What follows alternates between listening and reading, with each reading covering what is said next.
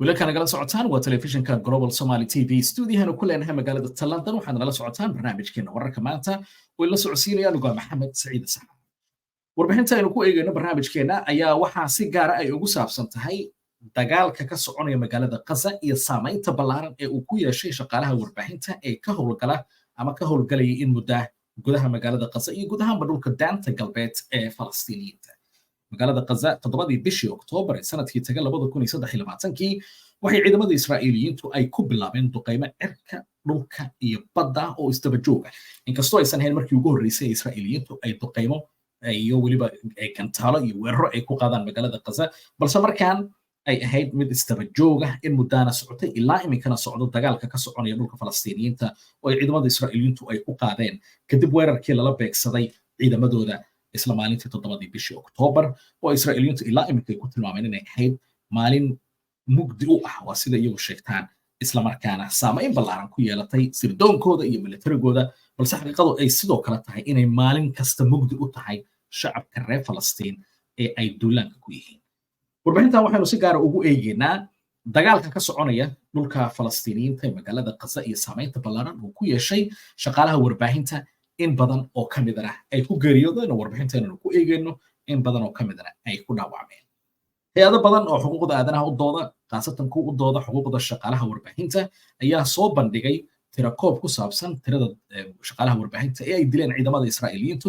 isla markaana dhintay tan iyo todobadii bishii Oktoobar oo ah markii ciidamada Israa'iiliyiintu weerarka cirkii dhulkii badda ay ku qaadeen magaalada Gaza. hay'adaha la xusi karo ee tirakoobka sameeyay isla markaana warbaahinta caalamka la wadaaga ayaa waxaa kamid ah hay'adda Committee to Protect the Journalists ee loo yaqaano magaceeda CPJ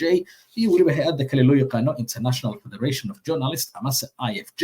oo kamid ah hay'adaha sida weyn loo qadariyo ayaa waxay soo bandhigeen tirakoob ku saabsan shaqaalaha warbaahinta ee ciidamada Israa'iiliyiintu ay dileen tan iyo todobadii bishii Oktoobar.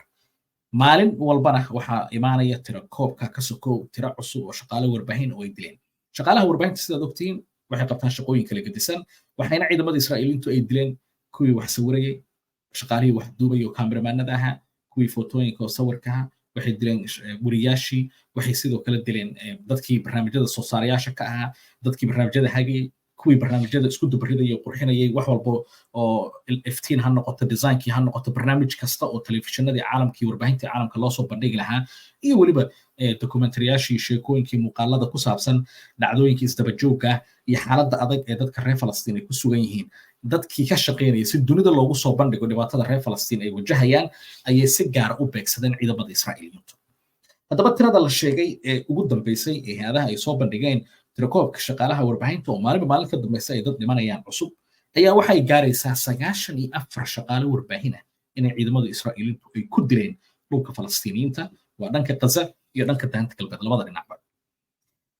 shaqaalahaas marka warbaahinta la dilay tiradoodu ay tahay 94 ayaa 87 ka mid ah waxay u dhasheen ama ay yihiin dadka reer Falastiin. marka waad dareemi kartaa 94 haddii 87 ka mid ah ay yihiin shaqaalaha warbaahinta reer Falastiin in si gaar ah iyagu dhibaatada u gaartay loona beegsaday. saddex ka mid ah dadka shaqaalaha warbaahinta ay ku geeriyooday ama la dilay ee ciidamada Israa'iiliyiintu dileen ayaa u dhashay dalka Libnaan halka afarna ay u dhasheen Israa'iiliyiinta oo ujeedadu ay tahay in si guud marka loo fiiriyo ay Israa'iiliyiintu xoog saarayaan in dhibaatada iyo dhacdooyinkaas la xakameeyo si dunida aan loogu soo bandhigin muuqaalada iyo sheekooyinka dhabta ah iyo xaaladda adag ay ku sugan yihiin shacabka reer Falastiin. iyadoo taasi xusid mudan tahay shaqaalaha warbaahinta kaliya maaha dadka ciidamada Israa'iiliyiintu ay laayaan ama ay dileen waxaa dhintay in ka badan 26,900 oo qof oo shacabka reer Falastiin tiro u dhow 27,000 oo ah shacabka reer Falastiin oo ciidamada Israa'iiliyiintu ay ku dileen magaalada Gaza iyo dhulka kale ee daanta galbeed. waxaa sidoo kale xusid mudan in ay dhaawac yihiin in ka badan 65,000 oo qof oo shacabka reer Falastiin halka 8,000 tiro ka badanna la la'yahay meel ay jaani cirib dhigeen. shaqaalaha warbaahinta si gaar haddaynu u sii eegno warbixintu ku saabsan tahay in badan oo ka mid ah markii la dilay waxay